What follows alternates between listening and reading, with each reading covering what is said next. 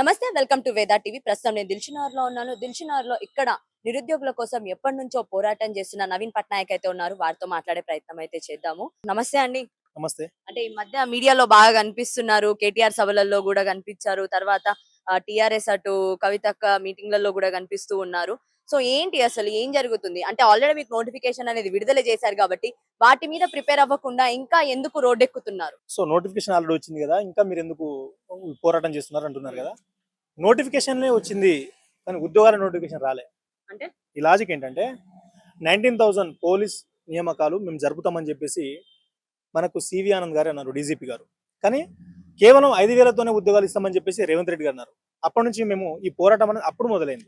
So కాబట్టి 19,000 vacancies ఉన్నాయని చెప్పేసి ఉద్దేశించాను కదా, మనం అందరూ ప్రిపేర్ అయినాం. లక్షల మంది ప్రిపేర్ అవుతున్నారు. దాదాపుగా 15 లక్షల పైచీలకు పోలీస్ అభ్యర్థులు ప్రిపేర్ అవుతున్నారు. సో ఇంతమంది యొక్క ఆశని వీళ్ళు నీరు గార్చేటువంటి ప్రయత్నం చేస్తున్నారు. సో మనం దీన్ని ఖచ్చితంగా దీన్ని సమస్యని మనము వాళ్ళ దృష్టికి తీసుకెళ్లాలని చెప్పేసి ఫైట్ చేసినాము. సో తీరా మేము ఫైట్ చేస్తే ఒక 2,437 పోస్టులు పెంచి 7,437కి వాళ్ళు మొన్న ఒక ప్రెస్ నోట్ ఇచ్చారు. సో దానికి కూడా అందరు కూడా సాటిస్ఫాక్షన్ లేరు. ఎందుకంటే కొన్ని జిల్లాలలో 0 పోస్టులు ఉన్నాయి.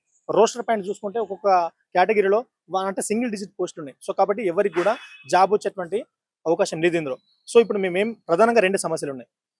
ఈ మాట్లాడే ముందు రేవంత్ రెడ్డి గారికి మాట చెప్తా. ఏమన్నారంటే ఇది గెలవంగానే ఇది నిరుద్యోగుల యొక్క ప్రభుత్వము, ఇది ప్రజాపాలన అని చెప్పేసి అన్నాడు. మేము ఆ సమస్యలు జెన్యున్ కాబట్టి మా సమస్యలు జెన్యున్ వేల మంది బయటకు వస్తున్నారు. నవీన్ పట్నాయక్ కూడా ఇంకో ఇంద్రనో ఆకాశో శంకరో శంభునో చరిత్రనో వీళ్ళే కాదు, వేలాది మంది వస్తున్నారు కదా. సో సమస్య జెన్యున్ కాబట్టి వాళ్ళందరూ కూడా ఎస్ అన్నవాళ్ళు మాట్లాడేది మా కోసమే, ఇది మనందరి యొక్క సమస్య అని చెప్పేసి కదా నమ్మి వాళ్ళు వస్తున్నారు. సో ఎందుకు మమ్మల్ని అరెస్ట్ చేస్తున్నావు? మా దగ్గర కేవలం వినతి పత్రాలు మాత్రమే ఉన్నాయి, మా దగ్గర ఏం ఆయుధాలు లేవు. అర్థమవుతుందా? సో కాబట్టి నేను ఒకటి చెప్తున్నా, ప్రధానంగా 2 డిమాండ్లు ఉన్నాయి.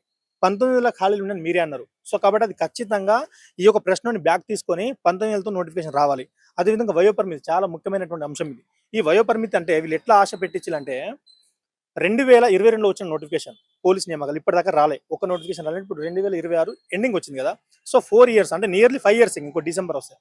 సో ఇప్పటిదాకా నోటిఫికేషన్ లేదు కాబట్టి ఈ యొక్క యూనిఫామ్ సర్వీస్ లో ఒక ఏజ్ లిమిట్ అనేది ఉంటుంది అనమాట.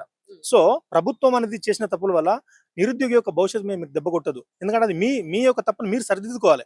అంటే ఎవ్రీ ఇయర్ కానీ 2 ఇయర్స్కి ఒకసారి మీరు నోటిఫికేషన్ ఇస్తే చాలా మందికి ఏజ్ అనేది ఎలిజిబుల్ అయ్యి వాళ్ళు అవకాశానికి అందుకని వాళ్ళు జాబ్ కొట్టుకుంటే వాళ్ళు కావచ్చు, లేకపోతే అది జాబ్ రాకపోతే వేరేమన్నా చూసుకునే వాళ్ళు.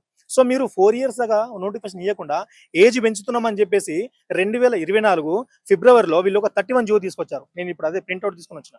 ఈ 31 జీవో ఏం చెప్తుంది అంటే 2024 ఫిబ్రవరిలో వచ్చినటువంటి ఈ జీవో ఏమంటుందంటే, మనకు అంతకు ముందు గత గవర్నమెంట్ ఇచ్చినటువంటి 32 సంవత్సరాల ఏజ్ లిమిట్ ఉండే కానిస్టేబుల్ కి. సో 32 సంవత్సరాలకి కాస్త ఈ 31 జీవో యాడ్ చేస్తే 34 సంవత్సరాలు కదా. సో 34 ఇయర్స్ ఇస్తున్నామని చెప్పేసి వీళ్ళే ప్రకటించారు, అఫీషియల్ గా ప్రెస్ నోట్ ఇచ్చారు. అప్పుడు చాలా మంది 32 ఇయర్స్ ఎవరైతే క్రాస్ అయ్యో వాళ్ళందరూ కూడా అరే 34 ఇయర్స్ వస్తుంది కదా అని చెప్పేసి చాలా ఆశతోని వాళ్ళు గవర్నమెంట్ ప్రైవేట్ జాబ్లు ఏమైనా చేస్తే అవి మానేసి అప్పటికప్పుడే ₹1,00,000 ఉద్యోగం వచ్చేటువంటి సాఫ్ట్వేర్ జాబ్ కూడా మానేసి ప్రిపేర్ అవుతున్నారు అప్పటి నుంచి చాలా మంది. సో వాళ్ళందరూ కూడా అప్పులు చేసి మరి ఇక్కడికి వచ్చి కోచింగ్లు తీసుకొని ఇక్కడ హాస్టల్లో ఫుడ్ నచ్చకున్నా ఒక పూట సాయిబాబా టెంపుల్ తిని వాళ్ళు ప్రిపేర్ అవుతుంటే మళ్ళీ ఈ జియో 2026 ఫిబ్రవరిలో వ్యాలిడ్ అయిపోయింది. అంటే ఓన్లీ 2 ఇయర్స్ మాత్రమే దీని వ్యాలిడిటీ. సో 2 ఇయర్స్ వ్యాలిడిటీ కాబట్టి 2024 నుంచి 2026 ఆజ్ ఆఫ్ నౌ గారు నోటిఫికేషన్ రాలేదు. అంటే ఫిబ్రవరిలో నోటిఫికేషన్ రాలేదు కదా.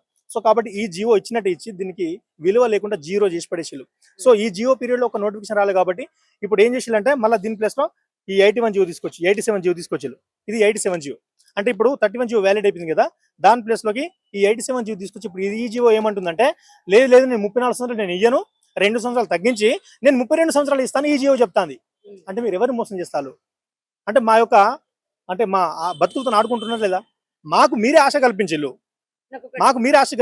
ఇప్పుడు మళ్ళీ మాకు 32 ఇస్తామంటే ఇప్పుడు వీళ్ళ పరిస్థితి ఏం కావాలి? వీళ్ళకి సమాధానం ఎవరు చెప్పాలి? లక్షల మంది యొక్క భవిష్యత్తుకి సమాధానం ఎవరు చెప్పాలి? రేవంత్ రెడ్డి గారు ఈ హోంశాఖ ఉన్నాడు కాబట్టి అతనే సమాధానం చెప్పాలి. డీజీపీ గారు ఏమంటారు, మాకు యంగ్స్టర్స్ కావాలంటాడు. యంగ్స్టర్స్ అంటే మరి ఇప్పుడు 32 ఇయర్స్ ఓల్డ్ యంగ్స్టర్స్ కాదా? 35, 36, 37 ఓల్డ్ యంగ్స్టర్స్ కాదా? అంటే నువ్వు ఇలా క్రికెట్ ఆడుతున్నావు, 55 ఇయర్స్ మోస్ట్లీ 55 ఉంటాడు కదా సారు అని క్రికెట్ ఆడుతాడు బాల్ బ్యాట్ పట్టుకొని. అంటే మరి మేము ఆడలేమా? ఇప్పుడు రేవంత్ రెడ్డి గారు ఆ ఫుట్బాల్ అంతాడు. అంటే వీళ్ళకున్నది పౌరుషము ఉడుకు రక్తం, కానీ ఇప్పుడు మేము ముస్లింలు అయిపోయినామా? సో కాబట్టి నేను ఏమంటున్నంటే వీళ్ళు వాళ్ళ యొక్క పని భారం తగ్గించుకోవడం కోసం ఈ పోలీస్ అధికారులు అక్కడ మిస్గైడ్ చేస్తున్నారు. సో కాబట్టి 36 అంటే ఇప్పుడు ఏమంటా ఈ 34 కదా, ఈ జియోతో 34 కాబట్టి 4 ఇయర్స్ నుంచి నోటిఫికేషన్ లేదు కాబట్టి 34+2 36 ఇయర్స్ కానిస్టేబుల్ కి ఖచ్చితంగా వయో పరిమితి ఇవ్వాలి.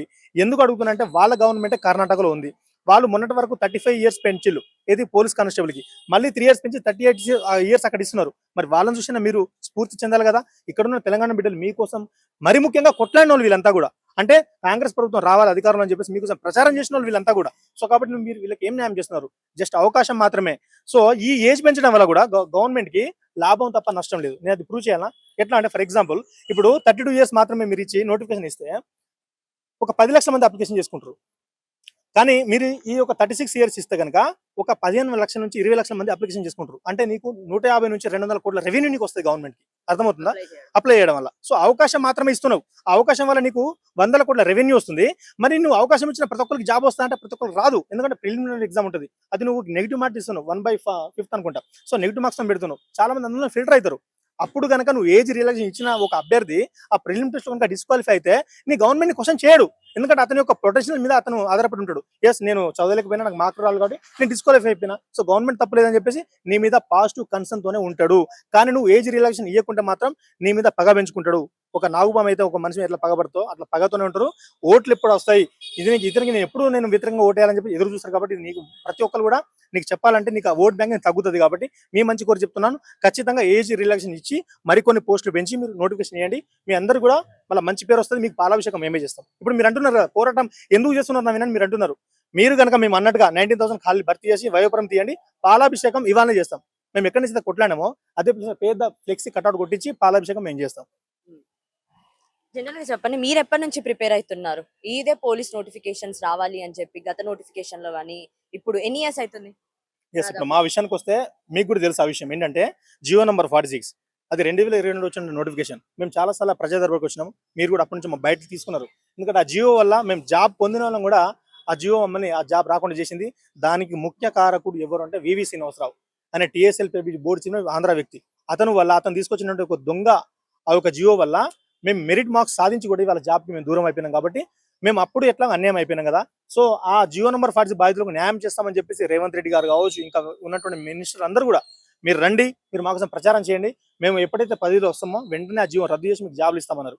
సో వీళ్ళు కూడా మమ్మల్ని మోసం చేయాలంటే అటు బీఆర్ఎస్ కావచ్చు, ఇటు కాంగ్రెస్ కావచ్చు, వీళ్ళిద్దరు కూడా మాకు అన్యాయం చేశారు. సో కాబట్టి మాకేదో మాకు తోచినంతగా మాకు ఉన్నటువంటి హోదాతో మేము అక్కడ ఉన్నటువంటి ఆ సుప్రీంకోర్టులో కేసు రన్నింగ్ లో ఉంది, అది వేరే అంశం. సో కాబట్టి ఇప్పటికైనా మాకు న్యాయం జరగాలని చెప్పేసి ఈ వచ్చేటువంటి 90,000 వేకెన్సీలో కూడా కష్టపడి ఒక సివిలో లేకపోతే సబ్ ఇన్స్పెక్టర్ కొట్టుకుందని చెప్పేసి మేము అప్పటి నుంచి మేము కూడా అప్పులు చేసి మరి ఇక్కడ ప్రిపేర్ అవుతుంటే తీరా చూస్తే నోటిఫికేషన్ 7,000. కానీ ఆ 7,000 లో కూడా మనం చూసుకుంటే ఒక్కొక్క జోన్ కి లైక్ ఎలా అంటే సింగిల్ డిజిట్లలో ఉన్నాయి. ఆ సింగిల్ డిజిట్లలో ఉన్నా కూడా మరి ప్రిపేర్ అయ్యి ముందుకు వెళ్లే అంత ధైర్యం ఇప్పుడు అందరు చేస్తున్నారా? నేను నిజం చెప్పాలంటే ఇప్పుడు నాకు వాట్సాప్ ఓపెన్ చేస్తే మెసేజ్ మీరు చూస్తే షాక్ అవుతారు. చాలా మంది గ్రామాల నుంచి మెసేజ్ ఇస్తున్నారన్న మీరు చెప్పింది వాస్తవం అన్న. రోస్టర్ పాయింట్ చూసుకుంటే అసలు ఒక్క పోస్ట్ కూడా లేదన్న. నేను ఇన్ని సంవత్సరాలు ప్రిపేర్ అయినా కదా, ఇప్పుడు నేను తల్లిదండ్రులకు ఏం సమాధానం చెప్పాలి? వాళ్ళు పెళ్లి చేస్తామంటే కూడా మా అమ్మ వద్దు మా పెళ్లి, నేను ఇప్పుడు జాబ్ కొట్టుకొని చేస్తున్నాను చెప్పేసి ఇన్ని రోజులు ఆగినా. ఇప్పుడు నాకు వయసు కూడా మీద పడ్డది, తీరా చూస్తే ఏజ్ రిలేషన్ లేదంటున్నారు. ఇప్పుడు నా పరిస్థితి అని చెప్పేసి ఒక 100 మంది వాళ్ళు ఒక ఆవేదన చెప్తుంటే ఇప్పుడు వాళ్ళకి ఎవరు సమాధానం చెప్పాలి?